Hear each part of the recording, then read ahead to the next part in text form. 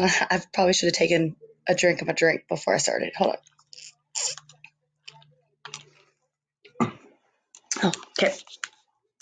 We're going to do a review for our exam 3. I'm going to try a few new things. I mean, never really sure if anything's going to actually work out, but let's try them. I'm going to need my pen. So honestly, very unprepared, thirsty, and no pen.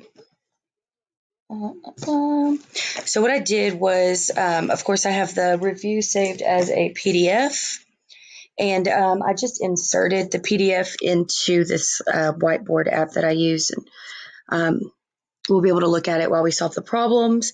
I did just send y'all my own personal key from solving all the problems this morning, and then I have a Google calculator pulled up because I can't find my cable to plug my calculator into my laptop right now and simulate it, Okay, so let me flip my laptop around. So this is exam 3 review. Okay, let me kind of write that right here. I'm super zoomed in, apparently. Exam 3 review. Okay, so I'm going to have to do problems, delete the problems, do problems, delete the problems, just to kind of stay on this one page and be able to see all of our problems. Let me go to here, maybe. That might be okay. Okay, so for problem 1 and 2, it says to use the compound interest formulas. I did put them on the last page. Let me go ahead and write the formulas right here. I have not changed that one. What we have is A equals, and you take your principal and you multiply it to, so it's going to be your number of compounds and your rate are going to divide each other, and then we're going to add 1 to it. So we have R over N, and then that's all going to be raised to the NT power. And we also have our continuous formula. So the first one I just wrote is whenever you have N number of compounds. Basically, if it's semi-annually, annually, monthly, daily, those are going to be when you use that first formula right there because it's compounding different times throughout the year.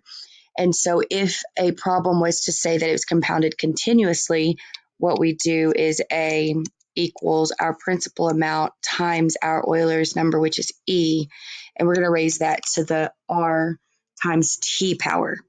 Okay, so the problems will say to find the accumulated value. That's our A. Okay, that's the amount in the account at the end of this time for whatever rate you're given, depending on which one you use, and the accumulated amount is going to be our A. Okay, so looking at the problem, let me get this real quick. Okay, looking at the problem 1, it says find the accumulated amount of an investment of $5,000. So for problem 1, what I notice is that my initial investment, right, the principal amount is $5,000. And then it also tells me at 5% interest. So that means my rate, whenever you convert it into a decimal, is going to be 0.05. Interest compounded monthly. So that's our N. Monthly would be 12, correct? 12 months in a year for 8 years. So that means that our T is going to be the number 8. And so you're just going to take all of these and you're going to plug it into the first formula. And so what we get is A equals 5,000. Open a set of parentheses, put your number 1, do a positive sign, do your rate, which is 0.05, divided by your N, which is 12, and then we're going to raise it to the N times T power, which will be 12 times 8. So 12 times 8 is 80, and 16, that's going to be 96, correct? I'm going to try this. If it doesn't work, I apologize. Where did everything go? I need this screen, and I need this one, and then here's a calculator. Let Oh, I can't 10 key it, so I'm going to try to use my pen. Okay, so just remembering everything that we had put into that, what you're going to do first is you're going to take your rate, which is 0.05. You're going to divide that by your n, which is 12. Then you add that to your 1. Okay, so now that you have your 1, it's being raised to the 96th power. So you raise that to the 96th power. And then now that you have this answer, what happens is you then multiply it by your principal, and we should get 7452.93 because it says round to the nearest cent. Okay, so that order, y'all, was I did this, and then I added the 1, and then I raised it to the power, and then I multiplied it to this. Work from the inside out. Okay, that's doing PEMDAS. Okay, so, and what I said we got was, and it will be a dollar amount, it says $7,452.93. Yes. So that's the answer for that one.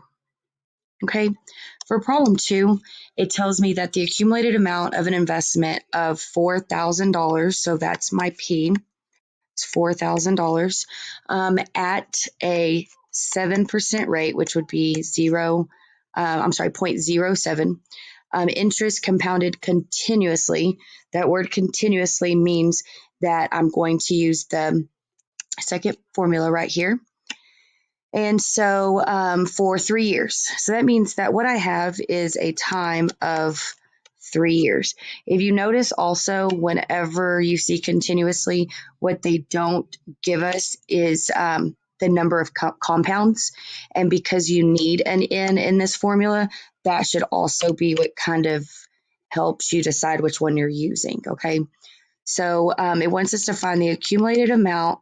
If our principal amount was 4,000, the formula says to multiply that to e raised to the r times t power. What we're going to get here, y'all, when you do that, 7 times 1 is 20. Sorry, 7 times 1. 7 times 3 is 21. So you get 0.21, right? That's what our e is being raised to. And so going here, what we would have is you want to evaluate that exponent first. And so we would have our e raised to the 0.21 power. And this is what we would get. And then it says that it gets multiplied to our principal.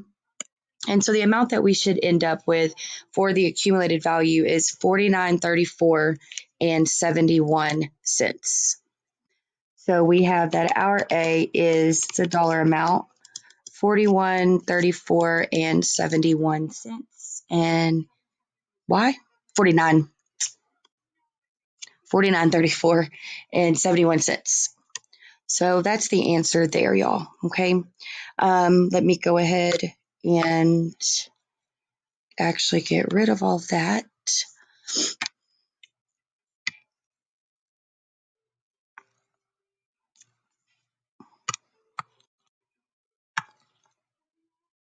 Okay. So let's go ahead and move on to problem 3. Problem 3 says write the equation in its equivalent logarithmic form. And so let me actually go ahead and write. Our exponential form is going to be a base raised to an exponent that's an actual variable, and then it will be equal to an answer, right? And so its equivalent form is going to be our log base b of a equals x. So the answer to a logarithmic form is the exponent, okay? And so if you look at problem 3, just kidding. If you look at problem 3, what it says is 5 squared equals x. This is not asking you to say x equals 25. That is completely incorrect. That would be solving this exponential equation, but it would not be actually converting it from exponential to logarithmic, okay? So, but just kind of keep in mind that this is following that form, and what we want to do is convert it into this form. So the answer here would actually be log base 5 of x equals 2. And that is because my b is 5, and in logarithmic form, that's my b, right? And then my exponent in my exponential form is the answer in a logarithmic form. And then my a in exponential form goes right here in my logarithmic form. Okay, so let's do problem 4. Problem 4 is the same directions. We have 6 to the x power equals 36. You do not say x equals 2. That would be solving. This is like converting. We're rewriting it in its equivalent form. Because it's an exponential, we're going to write it in logarithmic form. So what we would do is log base b. My b is 6, and it's of a. The answer is 36, and then it's equal x, right? Equal the exponent. And here, my exponent is actually x. So that would be the answer to that problem right there.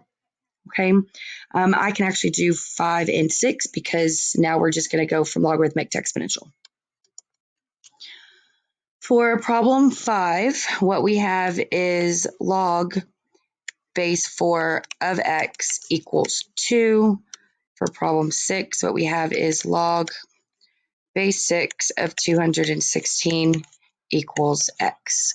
Going into exponential form for both of these, I noticed that for number 5, my base is 4. That's where I start with an exponential. I know that the answer to a logarithmic problem is the exponent. And then my a, which is my answer, is going to be right here, which is x. You do not continue any further and say x equals 16. You don't do that. You literally just leave it in this form. Doing anything else actually just kind of shows that you didn't really fully understand the question, and so your answer is partially incorrect. Okay, and so looking at problem 6, my base is 6, and then what we have here is b of a equals x, right? So my exponent is my x, and then it's going to equal 16. I'm sorry, I said 16. It's going to equal to 16. Okay, so that is how you solve problems 3, 4, 5, and 6. Let's go ahead and do a few more problems. Maybe not. There we go. So let's look at problem 7. These problems 7 through 13 use a couple of different properties. And so those will be properties that you can get from watching the previous videos. For problem 7, what we have is, well, actually, let's just read it. It says to evaluate or simplify the equation without using a calculator. So what this means during an exam is that if you only have the answer, it is marked incorrect. You need to show your steps. Even if it's just writing down the problem in a different way to show that you understand what's happening, and then having your answer, that's good. But I would not just write, 4. You don't do that. Okay. Let me see. And you know what? Looking at my answers, I think I was just solving the problems. I wasn't really reading like the directions. And so if you look at my key, the way I solved 11, 12, and 13 is incorrect. He would not get all the points. And I'll explain that in class tomorrow. Okay, so for problem 7, what we have is log of 10,000. Okay, so it's telling me to evaluate this, right? And to not use a calculator. So I know that since there's not a log written, what this is implying is that what we're actually looking at is log base 10 of 10,000. And so what I would do is actually turn this into exponential form, which would be saying 10 raised to the what power equals 10,000. And you could use your calculator, or you could remember that I told you if we're dealing with the number 10 and we're trying to figure out what the power is, all you have to do is just count the zeros. And there we have 4 zeros. So your answer is going to be 4. Okay, but you need to show that work because that's how you solve it without the calculator. And then now let's look at problem 8. Problem 8 says 10 to the log of 4. Whoop. It's not a 4. 10 to the log 4 power. Okay, so what we're going to do here is, again, I'm actually going to take log base 10 because my base is 10. This base is 10, right? And what I would have is log base 10 of 10 to the log 4 power. And so this is actually going to use a property. And if you have log base b of b, and then you have like a log in the exponent, the answer just ends up being what you have right here. Okay, so if it was like 2x squared, the answer would be 2x squared. If it was x, the answer would be x. Okay, like that ends up being your answer, and showing this means that you do understand the property. Okay, so now let's do problem 9. Problem 9, I have the natural log, make sure I can see it, the natural log of e to the 8x power. And so what you do here for problem 9 is, because it's a natural log and our e is right here, I'm actually going to just kind of rewrite this slightly, showing that the base of a natural log is e. So I have natural log base e of e to the 8x power. And then this is pretty much the exact same property that's being used here. This is like b to the x. And if you have that property, it's the x that ends up being your answer. In this case, more specifically, it's what you have in the exponent, right? That's what I mean by it's the x. And so your answer just ends up being 8x. Okay, so now let's do problem 10. Problem 10 is e to the natural log 6x to the 4th. And so what we're going to have here is, I'm actually going to take the natural log of this. Since the base is e, it's going to be what's needed. You're going to do natural log base e of e to the natural log 6x to the 4th power. And so right here, I also end up having that same, it's almost like it's like a stair step, right? Like I've got these steps going up, and it's b of b to the x. And so looking at this one also, b, I don't know if y'all can see me, b of b to the x, it was at 4.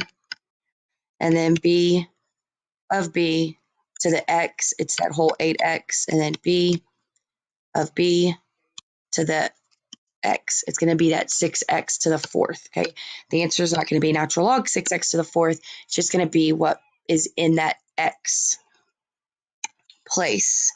And so what we would have here is that the answer is 6x to the 4th. And I get that from right here. Okay, so let's look at problem 11. I've got log base 4 of 4. What we need to do is actually turn this into an exponential form. And so my base here is 4. I'm trying to figure out what the exponent is that causes my answer to be 4. And I know that 4 to the first power equals 4. This one, all I did was write 1 just because I wasn't paying attention.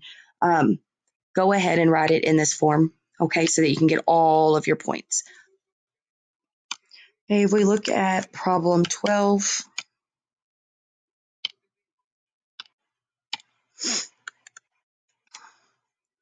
what we have is log base 2 of 1. And so what this is saying is 2 raised to the what power equals 1. Knowing our exponent rules, we know that 0 would be the exponent in order for the answer to be 1. And then now let's do problem 13. I have log base 3 of 9. This is asking 3 to the what power equals 9. And I know that 3 squared is going to give me 9, so 2 is your answer there. Okay? Okay, so I'm actually going to stop here and come right back. I just don't know how long I've been talking for. Let me go ahead and take care of this. When I come back, it's blank. Okay, so if y'all have any questions, make sure y'all ask and let me know. Okay, thanks, y'all.